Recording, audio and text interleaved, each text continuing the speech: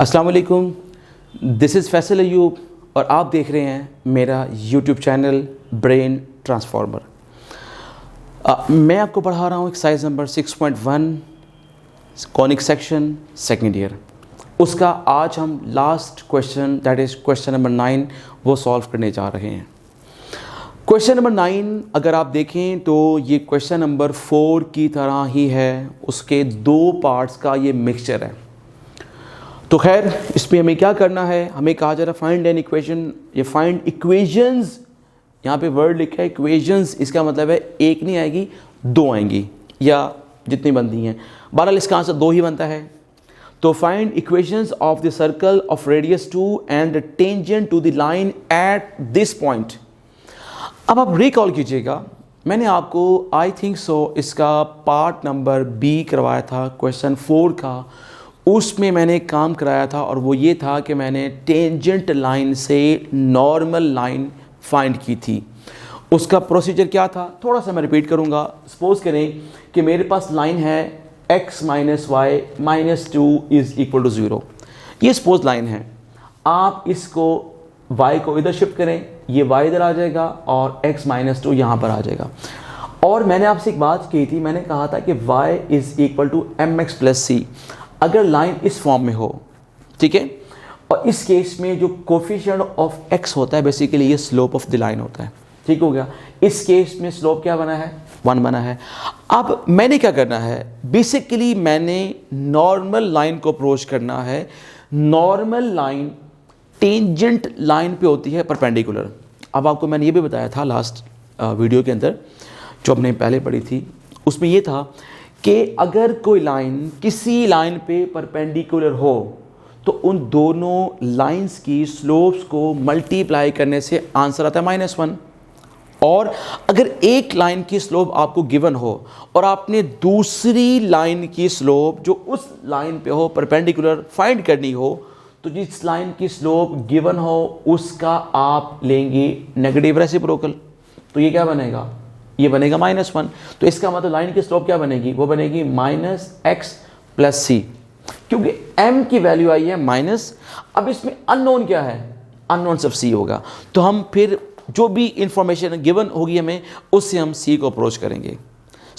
ये थोड़ा सा मैंने आपको रिकॉल करवाया है, ये मैंने आपको बताया था क्वेश्चन नंबर 4 के बी पार्ट में। द क्वेश्चन नंबर 9 इज वो है, हम क्या करेंगे सोल्यूशन उसी तरह से हम लेट करते हैं। और लेट क्या करते हैं कि let x square plus y square plus 2gx plus 2fy plus c is equal to 0। इसे मैंने इक्वेशन नंबर ए का नेम दिया। ये क्या है, be the equation of circle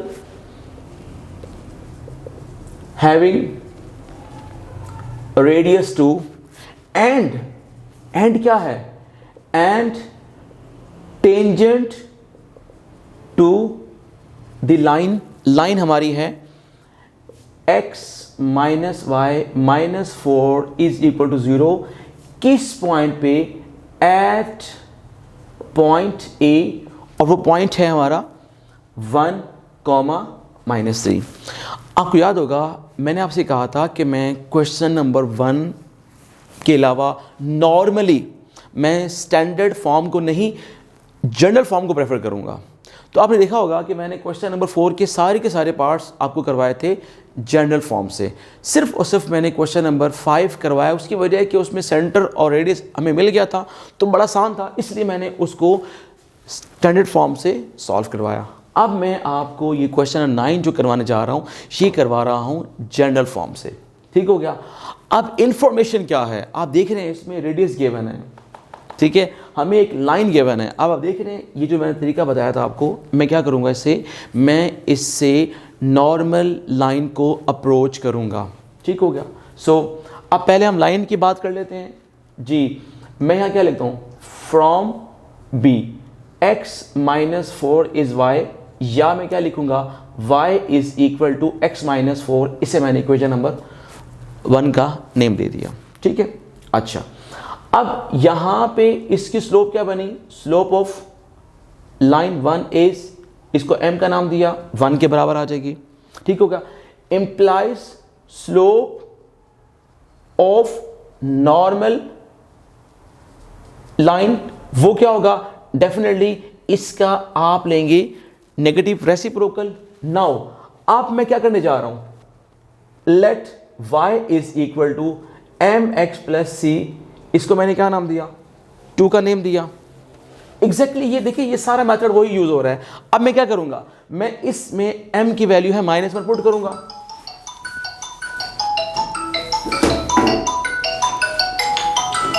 ठीक हो गया। अब मैं m की वैल्यू पुट करूंगा और m की वैल्यू क्या है, m की वैल्यू है माइनस, और ये हो जाएगा तो ये बनेगा -x प्लस सी, इसको मैंने इक्वेशन नंबर 3 का नाम दिया।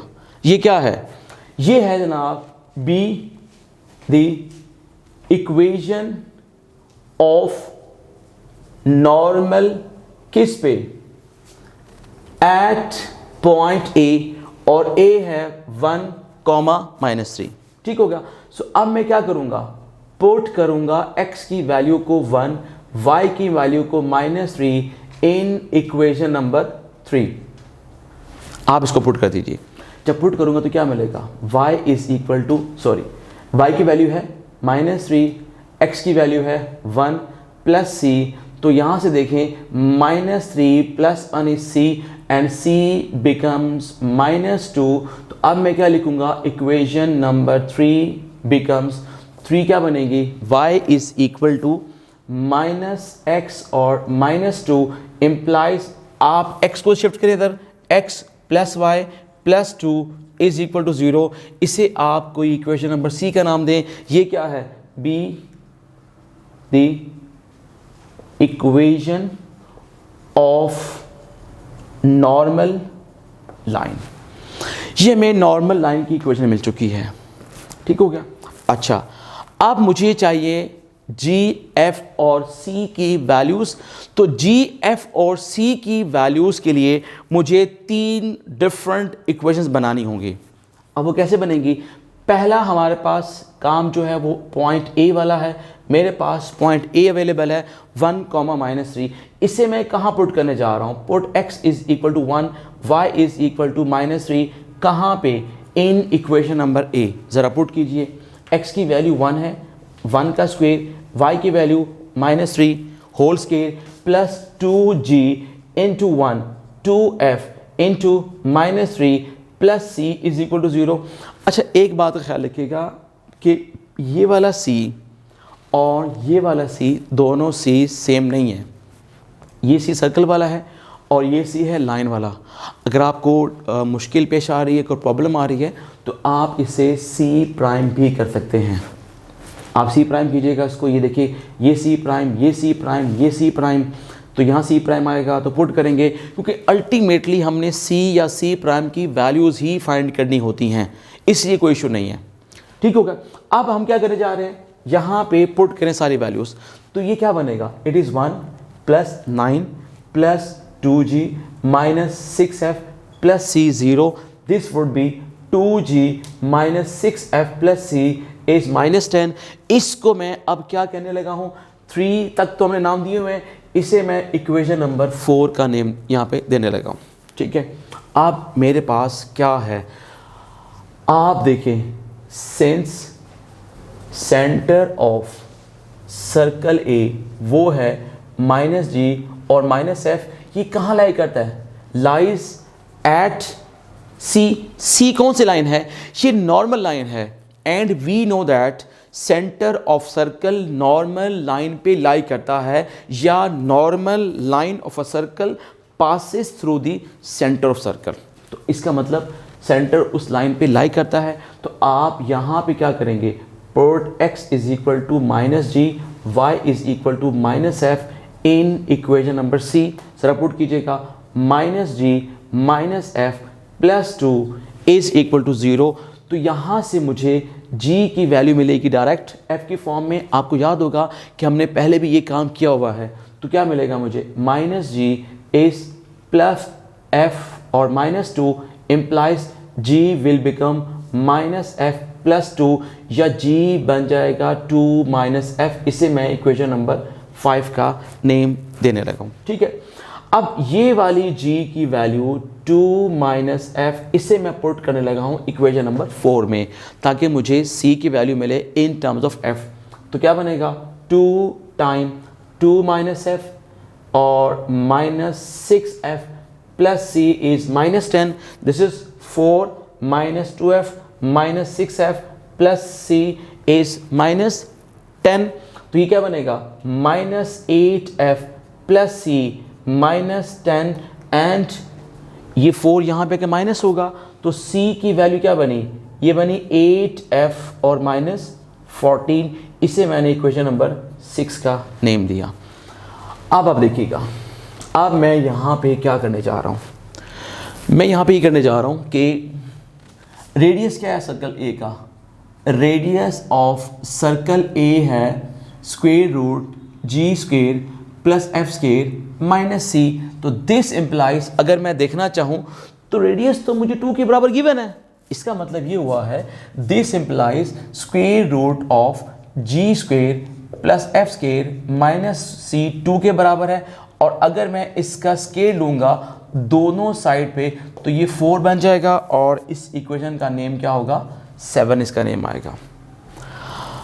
अब मेरे पास यहाँ पर स्पेस इनफ नहीं है तो डेफिनेटली मुझे स्टार्ट से क्वेश्चन को थोड़ा सा इरेज करना होगा। ठीक होगा। सो जो मेन काम है, असल में जो काम शुरू हुआ है हमारा वो यहाँ से शुरू हुआ है। हमारा इक्वेशन नंबर 4 है, 5 है और फिर 6 है और फिर 7 इक्वेशन है।